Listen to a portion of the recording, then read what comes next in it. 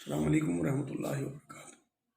بہن بھائیوں، میں آپ کے سامنے تراویح سے متعلق کچھ چیزیں لے کے آیا ہوں، جس سے کہ اس رمضان میں آپ کے لیے تراویح پڑھانا آسان ہو جائے۔ سب سے پہلے تو میں آپ کو بتا دوں کہ تراویح ایک نفلی عبادت ہے۔ سنت اسے اس لیے کہا جاتا ہے کہ حضور اکرم صلی اللہ علیہ وسلم نے 2 یا 3 دن اسے مسجد میں پڑھا ہے، اور حضور کی زندگی میں کہیں سے کوئی ثابت نہیں کر سکتا کہ حضور نے اس طرح مسجدوں میں جا کے تراویح پڑھی ہو ان 2-3 دن کے علاوہ۔ اسی طرح حضور کے بعد حضرت بکر صدیق کا زمانہ ہے، اس میں کوئی تراویح اس طرح سے نہیں پڑھی گئی۔ حضرت عمر کے شروع کے کئی سال اس طرح سے تراویح نہیں پڑھی گئی۔ حضرت عمر کے زمانے میں ہی رضی اللہ تعالیٰ عنہ اس تراویح کو اس طرح سے ترتیب دے دی گئی، اور یہ بہت خوبصورت ترتیب ہے اور اسے نبھانا بھی ہم نے چاہیے۔ ویسے تو مسجدوں کے بارے میں حضور صلی اللہ علیہ وسلم کی حدیث پاک یہ ہے کہ یہ فرض نمازوں کے لیے، جماعت کے لیے مسجدیں جو ہیں وہ ترتیب میں آئی ہیں۔ باقی تمام نمازیں جو ہیں لوگوں کو گھروں میں پڑھنی چاہیے۔ یہ حدیث پاک ہے کہ اپنے گھروں کو مقبرے نہ بناؤ، قبرستان نہ بناؤ، مطلب وہاں بھی آپ کے گھروں میں نمازیں ہونی چاہیے۔ تو اس لیے اس بار اللہ آپ کو چانس دے رہا ہے کہ آپ اپنی نمازوں کو اپنے گھروں میں پڑھیں اور اپنے بچوں کے ساتھ پڑھیں۔ گیدرنگ زیادہ نہ ہو، صرف آپ کے گھر والے، آپ کے بچے ہوں۔ عورتیں بھی نماز پیچھے پڑھ سکتی ہیں کہ آپ کے پیچھے آپ کے لڑکے ہوں، اس کے پیچھے لڑکی یا آپ کی بیوی ہو۔ تو یہ ترتیب آپ بنائیں۔ اگر گھر میں کوئی حافظ ہو تو وہ کوشش یہ کرے کہ پورا قرآن سنائے، کیونکہ یہ قرآن کا مہینہ ہے رمضان آنے والا، اور حضور صلی اللہ علیہ وسلم کی سنت بھی یہی ہے کہ وہ جبرائیل علیہ السلام کو ایک دور کرتے تھے، قرآن کا سناتے تھے انہیں پورا قرآن رمضان میں۔ لیکن اگر کسی کو قرآن پورا یاد نہیں ہے، حفظ، تو وہ جتنی صورتیں اسے یاد ہیں وہ اتنی ہی صورتوں سے تراویح پڑھا سکتے ہیں۔ تراویح کے بارے میں بھی الگ الگ جو روایتیں ہیں، 8 تراویح پڑھائی جا سکتی ہیں، 10 بھی اور 20 بھی۔ تو آپ کوشش کریں، رمضان کا مہینہ ہے، بہترین اجر کا مہینہ ہے کہ اس میں نفلوں کا ثواب جو ہے وہ فرضوں کے برابر ہے، اور فرضوں کا ثواب 70 فرضوں کے برابر ہے۔ تو آپ 20 تراویح 2 کر کے انشاءاللہ پڑھیں، جو بھی آپ کو یاد ہو۔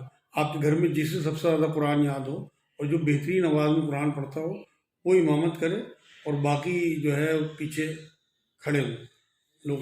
اس میں ایک اور وضاحت آپ کو کر دوں کہ آپ ہاتھ میں قرآن لے کے بھی تراویح پڑھا سکتے ہیں، اگر کسی کو پورا ہی قرآن ختم کرنا ہے، لیکن جلد بازی بالکل نہ ہو۔ جو قرآن کا حق ہے، جو اللہ رب العزت نے قرآن کو ترتیل سے پڑھنے کا حکم دیا ہے قرآن میں، وہ آپ نے اس بار حق پورا کرنا ہے انشاءاللہ۔ کیونکہ ویسے تو تراویحوں میں ہمیں کوئی کام بھی ہوتے ہیں، جانا بھی ہوتا ہے، باہر جانا بھی ہوتا ہے، اس لیے ہم جلدی کھٹاپٹ والی 5 دن کی، 10 دن کی، 15 دن کی، 20 دن کی تراویح پڑھ دیتے ہیں۔ لیکن اللہ کی طرف سے رمضان ہمیں ایک تحفہ گھر میں گزارنے کا دیا ہے کہ آپ 29 یا 30 جتنے بھی روزے ہوں گے، ایک دن آپ تراویح اسی طرح سے ترتیب سے پڑھیں۔ اور جو لوگ قرآن جانتے ہیں وہ ہاتھ میں قرآن لے کے برابر میں اسٹول یا کوئی کرسی رکھ لیں، اور سجدے میں جاتے ہوئے اس پہ رکھ دیا کریں قرآن، اور اس میں نشان دے بھی۔ یہ میں آپ کو بتا دوں کہ سب مسلکوں سے اوپر اٹھ کے بخاری شریف کی حدیث پاک ہے کہ حضرت عائشہ رضی اللہ تعالیٰ عنہا کو ان کے غلام امامت کرتے تھے، اور ہاتھ میں قرآن لے کے اس طرح سے تراویح پڑھتے تھے، اور پیچھے حضرت عائشہ رضی اللہ تعالیٰ عنہ ہوتی تھی۔ تو اس لیے آپ تمام مسلکوں سے اٹھ کے، اگر اس ٹائم آپ کو چانس مل رہا ہے تو آپ قرآن جو ہے اس طرح ہاتھ میں لے کے بھی پڑھ سکتے ہیں۔ لیکن اگر آپ کو اس میں کوئی قباحت لگے، آپ کو حرکت لگے نماز کے بیچ میں، تو میں یہ بتا دوں ایک اور حدیث پاک آپ کو کہ حضور صلی اللہ علیہ وسلم اپنی نمازی حضرت امامہ رضی اللہ تعالیٰ عنہ کو گود میں لے کے نماز پڑھتے تھے، جب سجدے میں جاتے تھے تو انہیں اتار دیتے تھے۔ یہ سب حدیثوں سے ثابت ہے۔ حرکت نماز میں، یہ تو قرآن تو اور ہلکی حرکت ہے اس سے بھی، لیکن پھر بھی اگر آپ کا دل نہیں چاہتا، دل نہیں مانتا، تو آپ کو جتنا قرآن یاد ہو آپ اتنا ہی پڑھ دیں۔ اگر آپ کو صرف 2 صورتیں بھی یاد ہیں تو ہر 2 رکعت میں آپ وہی 2 صورتیں دہراتے رہیں، اور اپنی 20 رکعت جو ہے پوری کر لیں اپنے گھر والوں کے ساتھ۔ اس بار آپ کو اللہ نے ایسا رمضان دیا ہے، ویسے تو آپ کو دکانوں کا چکر ہے، جاب کا چکر ہے، لیکن اس بار اللہ نے آپ کو ایسا ٹائم دیا ہے کہ آپ زیادہ سے زیادہ اس میں عبادت کر سکتے ہیں، اللہ سے جوڑ لگا سکتے ہیں، اپنے پچھلی تمام گناہوں کی معافی مانگ سکتے ہیں اللہ سے، اپنے گھر والوں کے لیے معافی مانگیں، انہیں آگ سے بچانے کی تمنا کریں، دعائیں کریں، کیونکہ قرآن یہ کہتا ہے خود کو اور اپنے گھر والوں کو آگ سے بچا لو۔ یہ اللہ نے آپ کو چانس دیا ہے، اسے ضائع نہ کرنا میرے بھائی۔ یہ زندگی میں آپ کو شاید آگے کبھی چانس ملے یا نہ ملے، یہ گولڈن چانس ہے کہ آپ کو گھروں پہ 24 گھنٹے گزارنے کا وقت ہے، اسے کسی بھی قیمت پہ آپ ضائع نہ کرنا۔ میری رائے یہی ہے کہ میں چاہے آپ سے چھوٹا ہوں یا بڑا ہوں، میری رائے اللہ اور اس کے رسول کے لیے صرف اور صرف ان سے جوڑ لگانے کے لیے آپ لوگوں کو کہ کس طرح سے آپ انشاءاللہ تعالیٰ اس وقت کا فائدہ اٹھا لیں اور اللہ کی نظروں میں چڑھ جائیں، جس سے کہ ہماری آنے والی کروڑوں اور خربوں سال کی زندگی سمجھ جائے، اور بہت محبت کے ساتھ ایک دوسرے سے شفقت کے ساتھ، کسی قسم کا کوئی غصہ نہ ہو۔ اگر آپ کے دروازے پہ کوئی مانگنا ہے اسے جھڑکی نہ دیں، کسی نے کچھ نہ کچھ انہیں دیتے رہیں، 5-10 روپے۔ کیا پتہ کہ اس حال میں لوگ کس طرح سے مارے مارے پھر رہے ہیں، گھروں میں کھانے کو نہیں ہے۔ اللہ نے آپ کو دیا ہے، اس کا فائدہ اٹھائیں۔ رمضان شریف میں جو آپ کریں گے اس کا 70 گنا ثواب حضور اکرم صلی اللہ علیہ وسلم نے بتایا، اور اس ٹائم جو حال ہے اس میں تو کئی گنا اور بڑھ جائے گا انشاءاللہ تعالیٰ۔ تو اس کا پورا فائدہ آپ، رحمتوں کا مہینہ ہے، برکتوں کا مہینہ ہے، اپنی زکوٰۃ جو آپ نے نکال رکھی ہو وہ ابھی سے لوگوں کو، شعبان کے آخری دن چل رہے ہیں، لوگوں کے گھر بھر دیں آپ اناج سے، جس سے کہ لوگ آرام سے روزے رکھ سکیں، کیونکہ گرمیوں کے روزے ہیں، عید مارے مارے پھریں گے اناج کے لیے، راشن کے لیے، تو وہ بھی ہمارے لیے بہت تکلیف دہ بات ہے، کیونکہ تمام مسلمان آپس میں بہن بھائی ہیں، اور یہ ایک دیوار کی طرح ہیں، بالکل جیسے اینٹ ایک دوسرے کو تقویت دیتی ہیں، اسی طرح سے ہم نے ایک دوسرے کو تقویت دینا ہے۔ اللہ رب العزت نے ہمیں جو کچھ دیا ہے، آپ سوچیں کہ ہمیں ضرورت سے زیادہ اللہ نے کیوں دیا ہے۔